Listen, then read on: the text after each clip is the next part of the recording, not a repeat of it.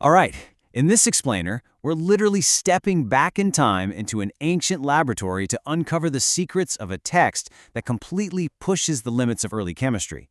We're going to dive deep into how early Indian scientists systematically approached health, longevity, and the absolute boundaries of the human body.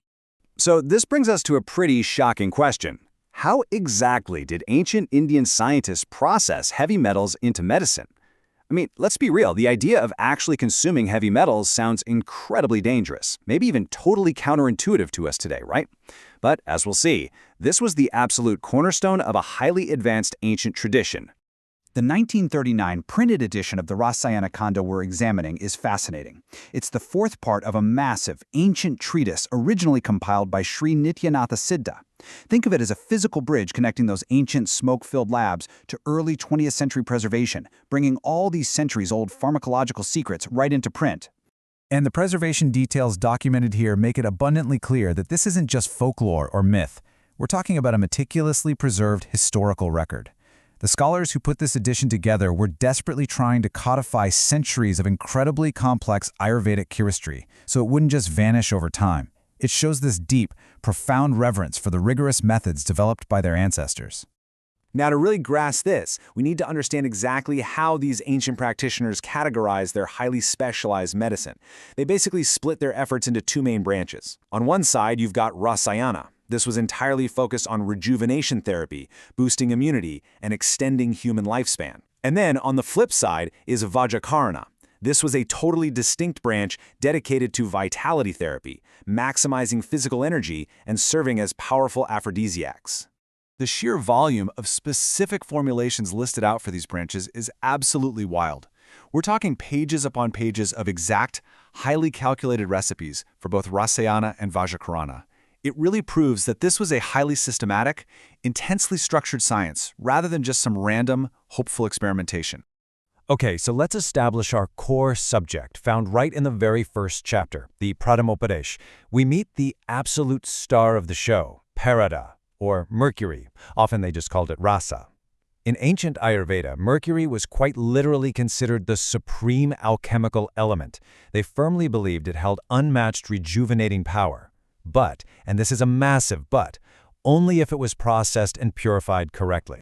Because before these ancient chemists would even let a patient touch these heavy metal formulations, there were very strict rules. The dense Sanskrit shloka you see mandate rigorous bodily purification and super-specific dietary regimens. Basically, the patient's body had to be perfectly prepped and cleansed before it could handle such intense medicinal compounds. All that prep work builds directly into the actual chemistry, specifically a process they called Maharana. Maharana essentially translates to killing the metal. Now, by killing, they meant the rigorous alchemical processing and calcination of mercury to completely strip away all its highly toxic properties while supposedly unlocking its therapeutic potential. If we break down those complex verses into a modern, clear pharmacological framework, it's basically a three-step process. Step 1 involves intense preliminary purification of the raw mercury. Step 2 requires meticulously grinding the metal with specific highly active botanical juices. And Step 3 is the precise, often super prolonged application of sustained heat to effectively reduce that toxic metal down into a fine medicinal ash.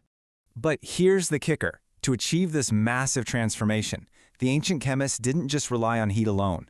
They consistently paired mercury with specific mineral and botanical companions. We're talking about elements like gandhaka, which is sulfur, abraka or mica, and herbal combinations like triphala, rock salt, even aloe vera. And these weren't just added for fun. These were specific chemical reagents used to neutralize toxins and actually boost the biological efficacy of the medicine. For instance, the instructions for processing mica, used in a formulation called Vajra Apraka Rasa, are incredibly intense. The text describes taking raw mica and repeatedly incinerating it, sometimes dozens of times, and laboriously grinding it together with herbal extracts. The whole goal was to create a highly potent compound that the human body could actually absorb safely. This philosophy is brilliant when you step back and look at it. They firmly believed that through intense, structured, repeated chemical processing, inherently dangerous earth elements could be fundamentally transformed. So, toxic raw mercury becomes a therapeutic ash called bhasma. Raw mica becomes a bioavailable supplement, pure sulfur becomes a synergistic binding agent. In their eyes, this was total mastery over raw matter. As we move later into the Rasayankhand, the focus dramatically shifts over to Vajrakarana. They're applying these exact same highly rigorous alchemical principles to create powerful, specialized formulas. But this time, instead of just general immunity, the goal was restoring intense physical youthfulness, sexual vitality, and raw physical strength. Ultimately, the whole shebang, all the grinding, the extreme heat, the complex chemistry, it was all grounded in this single, powerful promise laid out in the text, defeating the natural processes of aging and disease.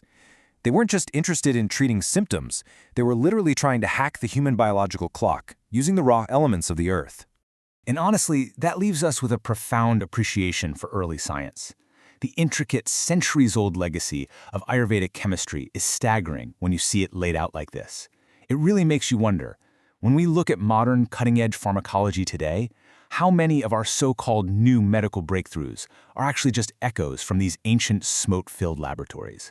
It's an absolutely fascinating thought to leave you with today.